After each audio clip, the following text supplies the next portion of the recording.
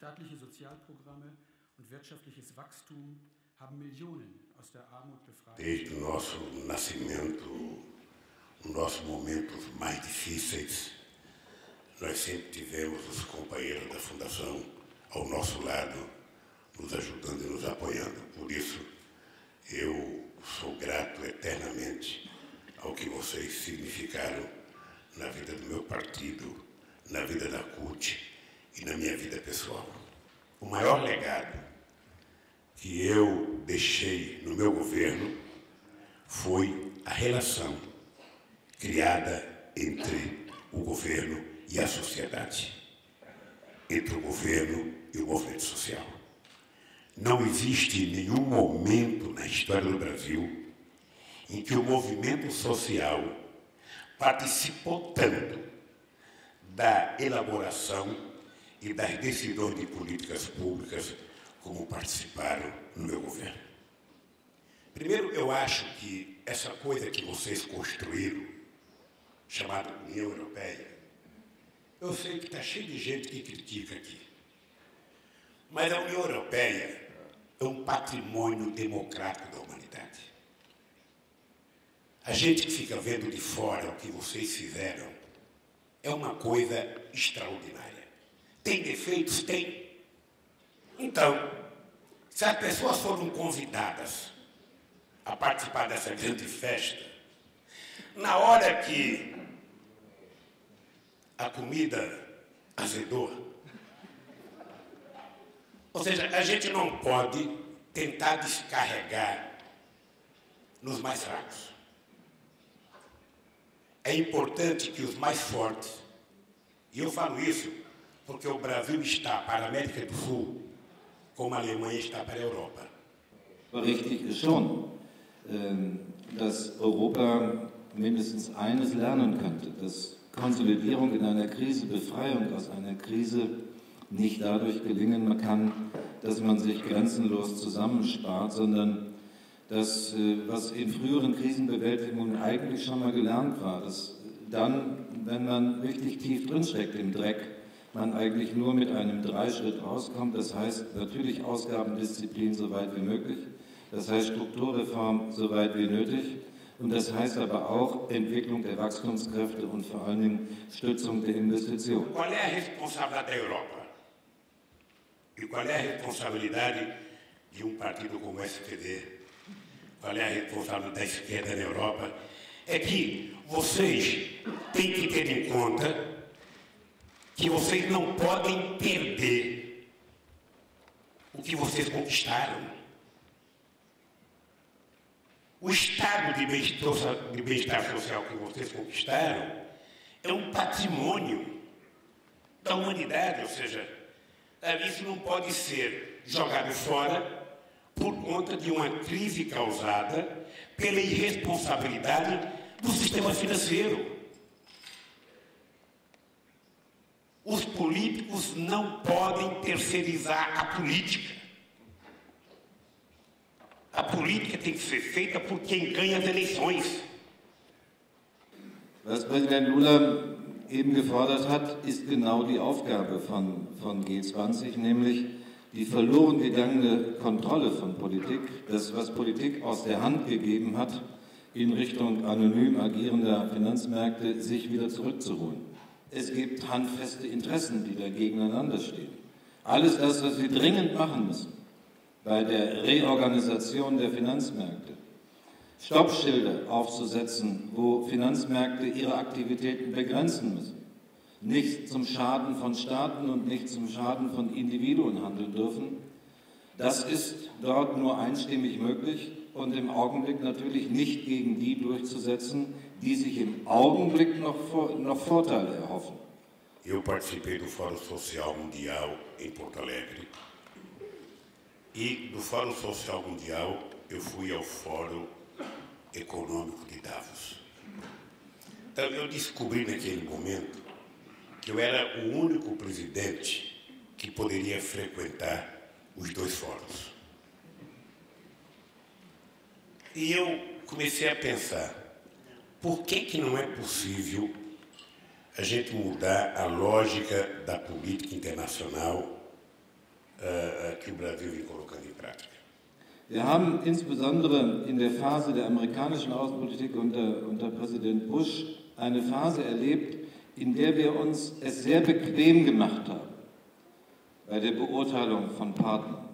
Wir haben eine Weile lang so getan, und nicht immer konnten wir das konterkarieren, wir haben eine Weile lang so getan, als bestände die Welt aus Schwarz und Weiß, aus Freunden und aus Feinden. Das, was Präsident Lula in Südamerika vorgeführt hat, ist eigentlich ein außenpolitisches Gegenkonzept. Präsident Lula war auch nicht bester Freund von Hugo Chávez. Und die Beziehungen zu Bolivien waren auch nicht völlig konfliktfrei. Aber trotz bestehender Interessensunterschiede, vielleicht sogar Systemunterschiede zwischen einzelnen südamerikanischen Staaten, war sein außenpolitisches Konzept immer das einer Einbindung, gerade auch der schwierigen Partner. Mas as decisões que nós tomamos no G20 são decisões importantes, muito sérias. Mas não tem nenhum fórum que obrigue o governo a aplicar internamente a decisão do G20. Então o G20 virou uma espécie de fórum em que a gente viajava para filosofar. E eu acho que essa crise não é um chamamento ao desespero, é um chamamento a que a gente discuta coisas novas, que a gente discuta o papel do sistema financeiro no mundo. Um banco não pode sobreviver transacionando papéis. Ele tem que existir para financiar o setor produtivo. Desde 2008, nunca mais se falou no acordo comercial da famosa rodada de Doha. E, na minha opinião, o comércio é uma das possibilidades da gente vencer essa crise. Präsident Lula, ich bin völlig mit Ihnen einer Meinung. Wir brauchen sie, aber wenn wir dem Publikum hier nichts Falsches versprechen wollen, dann müssen wir, glaube ich, gleichzeitig nüchtern feststellen, dass ich im Augenblick jedenfalls nicht sehe, dass wir bei der Reform der WTO und der VN ein Stück weitergekommen sind in den letzten Jahren. Das bedeutet aber nur, nicht den Kopf in den Sand stecken, sondern ihn möglichst oben zu behalten. Die Aufgaben sind nicht erledigt, man muss da weiter dranbleiben, und Länder wie Brasilien und Deutschland sind Länder, die in der Vergangenheit diese Reformen gepusht haben, und deshalb brauchen wir enge Zusammenarbeit in diesen Bereichen. Na nossa cabeça não era possível que nesse mundo globalizado a gente não tivesse uma governança global mais forte e mais representativa. Aí começamos a defender a reforma das Nações Unidas. Ou seja, nós não aceitávamos ou não aceitamos a ideia do Conselho de Segurança, sabe, da ONU, o Conselho de Membros Permanentes, ser o mesmo que era em 1948. Eu estava convencido que era possível convencer o Irã a assinar o documento que a agência precisava. E eles me diziam assim: Lula, você é ingênuo. Você está acreditando no Ahmadinejad, ele não fala a verdade. Eu falei, mas eu sou ingênuo, mas eu acredito na política. Aber die Perspektive in Teheran von der dortigen Führung ist allein ausgerichtet auf die USA. Und insofern glaube ich, dass Verhandlungsrunden, mit wem sie auch immer stattfinden, mit den Europäern, mit den Brasilianern, mit den Türken oder sonst wem, das kann eine Hilfe sein, um Eskalierungen zu vermeiden. Das ist ja schon viel. Lasst uns das nicht unterschätzen. Wenn es gelungen ist, sozusagen einen militärischen Konflikt zu vermeiden, ist das nicht wenig. Aber ein endgültiger Abschluss, auf den wir ja beide hoffen, Präsident Lula, ein endgültiger Abschluss, glaube ich, wird nur dann hinzukriegen sein, wenn die Amerikaner sich direkten Gesprächen öffnen. Pensando que essas coisas é que me convence de que nós precisamos mudar o Conselho de Segurança. Para mudar. Mudar para o bem da humanidade e mudar para o bem da paz. Alle gehen davon aus, es muss eine Erweiterung geben. Die Frage, wer am Ende Südamerika, Lateinamerika vertreten soll, wer am Ende Afrika vertreten soll, das ist im Streit und in Europa, das kennt hier jeder. Se país como o Brasil vai participar do Conselho de Segurança, é importante que o Brasil seja um representante do continente e que as decisões do Brasil não sejam só do Brasil.